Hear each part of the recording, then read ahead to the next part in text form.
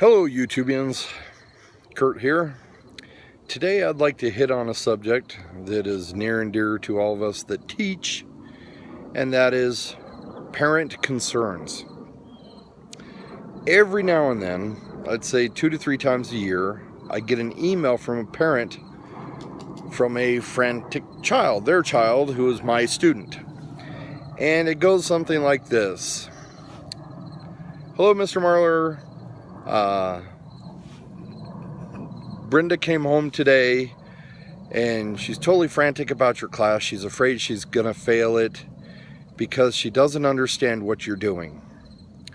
Now for me personally, this always occurs on the first day that I've started teaching a new software program.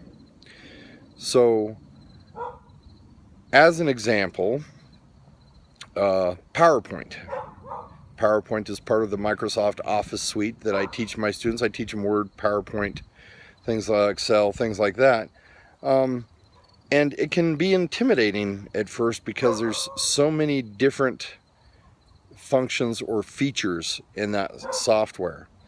And so kids, especially, when I'm teaching, 7th, 8th, 9th graders, they get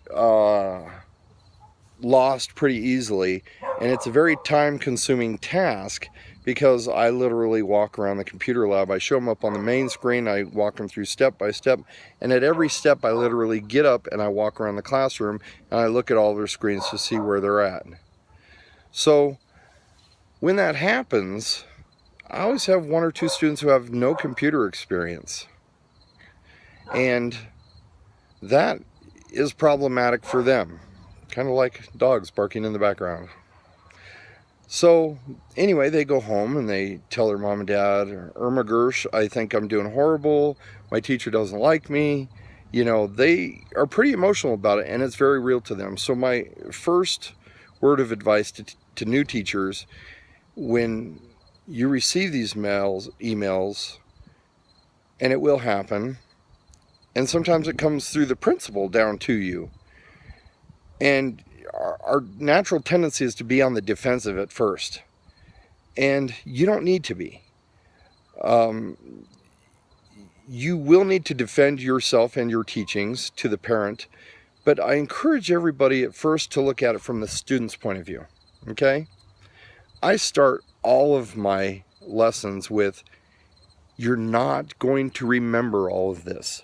Don't worry about it. You're going to do this a lot.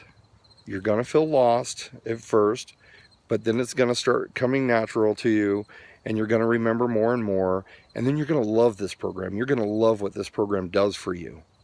Okay? But still, there's a few that are hypercritical of themselves that go home and have a legitimate concern to their parents. So, firstly, think of it from their point of view. Remember when you were in school. The first time I remember having an episode like that as a student was memorizing the times tables. I had a horrible time with math. I had a horrible time with the times tables. I didn't understand the purpose of the times tables because I wouldn't be carrying around this sheet of paper that had grids of numbers 0 through 9 going both directions. 3 times 9, 27. I didn't understand that because teachers at that time were always saying, you're never going to carry a calculator, so you can't use it. When I was always like, if math is going to be that important to me, gee whiz, I'll carry a calculator. And now we're all carrying smartphones that have calculators. Everybody's carrying a calculator. Nevertheless, it causes you stress as a student, and you feel like, here I am, in 6th grade or whatever grade, 4th grade, and I'm going to fail out of school, and because that's all we ever hear as kids is, don't fail, you have to do good, this means a lot, and that stresses you out. And then secondly, think of it from the parent's point of view. They've got an upset child. It's their child. They are mama bear or papa bear, and they are truly concerned about their child. First and foremost, they're concerned about their child's mental well-being. They don't want their kids stressed out all the time. Okay? The parents may or may not know the subject matter that you're teaching. Most of the parents that I talk to, And it's always about PowerPoint, not always, but most often about PowerPoint and Excel. I asked the parent, I said, I try to explain the program. I said, have you ever used this program? 90-something% of the time, they're like, oh man, I used it 12 years ago or whatever, or not at all. I've been a Mac person my whole life, and the Microsoft Office Suite has only become available, past 5 or 7 years, and they never transitioned to it. So, and that's okay. So I have to, first, I tell the parents, don't worry.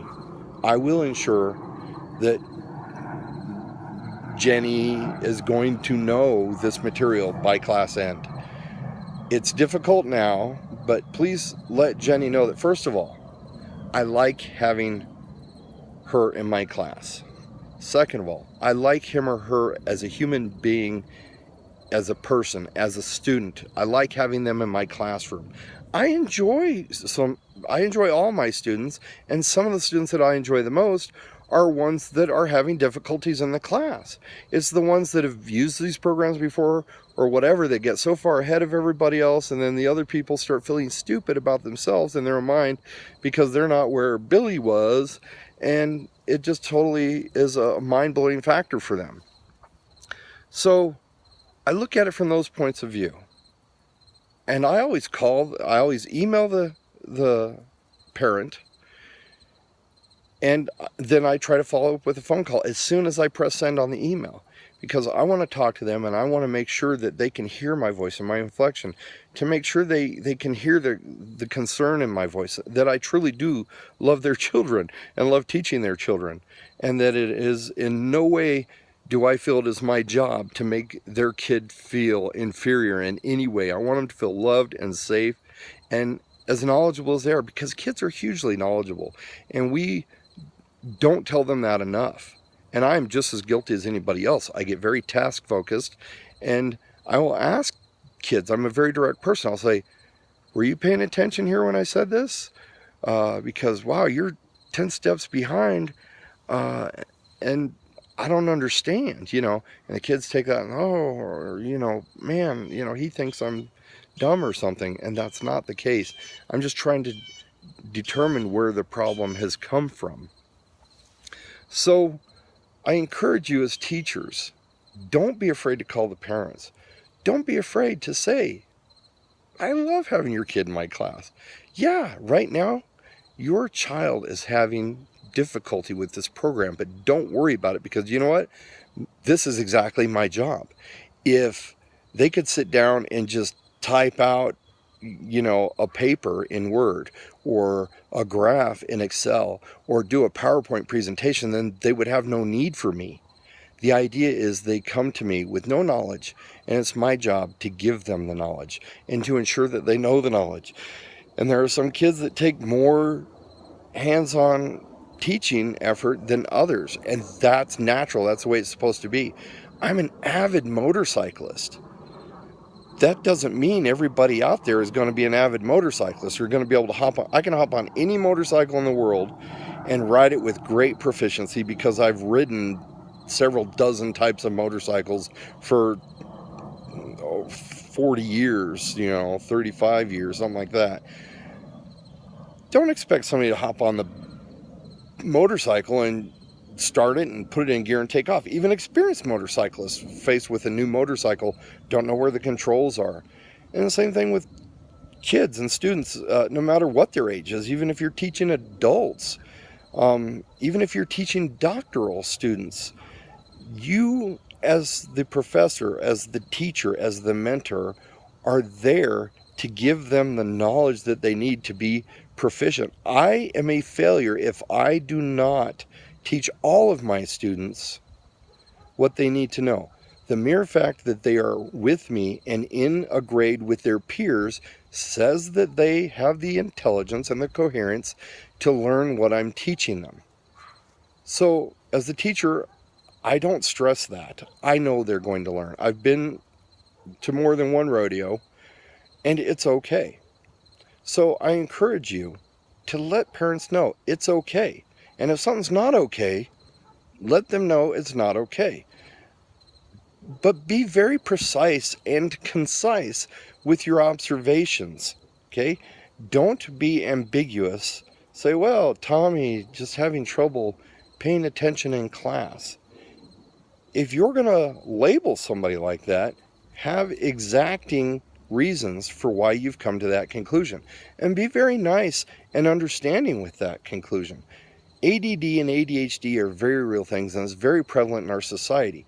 We are surrounded by everything that is pulling at our attention, so much so that they're now designing cars that have automatic braking systems, so we just don't simply run into the back end of somebody who is going slower than us or has stopped in front of us. I personally have rear-ended people before. It's happened twice in my life. It's embarrassing. You feel stupid for it. Nevertheless, it happens. It's part of life. We are distracted. We don't allow ourselves to become distracted. We are pulled at, we're torn to become distracted. It happens. And in a classroom full of kids that would rather be outside running around and playing, it's going to be more prevalent. So, don't hesitate to speak to parents. Be kind about it. Be gentle about it. Be understanding about it. Offer some suggestions. Elicit their help. And number one, I learned this as a paramedic a long time ago. Luckily, I had an awesome paramedic instructor who had been a paramedic for 50 years. His paramedic number in Georgia was number, I think, 2 or 3. That was his number, 00003, which means he was a third paramedic. He was the first class ever to become a paramedic. Back before they had ambulances, they were all riding in hearses just to scoop up dead bodies, basically. And if you were alive, well, they'd try to get you to the hospital before you died. But he taught us never discount a parent's perceptions. They know their kid better than you do. They know these small idiosyncrasies. They know their kids' habits and behaviors very well. Some may be in denial about it, but they're always vocal in wanting you to know their kid as well as they do. So stop and listen. Don't interrupt them, and try your best to get the most information out of them as is possible, because you will gain some understanding and you will have a better basis on why that student acts or does the things that they do. It's pretty cut and dry. So go into it with an open mind. Don't be defensive. Educate them on how you operate. Because I believe if you're a teacher, you're there for good. Okay, you're there to do good things. I've never met a teacher that's there to be like, oh, I'm here to hammer these kids and make them miserable because I can't stand kids. It's like teachers are hardworking. We're overworked, drastically underpaid. I put in darn near as many hours after school as I do at school. I work every lunchtime, except for when I have to be out monitoring the playground. Every lunchtime, I'm sitting at my desk working and eating and inputting grades and making lesson plans and things like that. It's my job. And it gives me more time at home when I work an hour at lunch. I can eat at my desk. Oh, helicopter flying overhead, flight for life. So, I hope this helps you in being an open and honest teacher. Embrace your mistakes, correct them, learn from them. Forgive yourself. Move on, formulate great relationships with your kids and their parents and your administration. Seek help from your administration when absolutely necessary. I try to exhaust all other means before I bother my administrators. Imagine if you have, 100 teachers at a school and they're approaching the administrators all the time for help. That becomes very overbearing. They have a lot of things to do. It's not saying you shouldn't approach them, but, I try to get my information elsewhere before going to them. I usually only go to them when there's a behavioral issue that I'm having difficulty with, which you will have. So, above all else, keep them happy.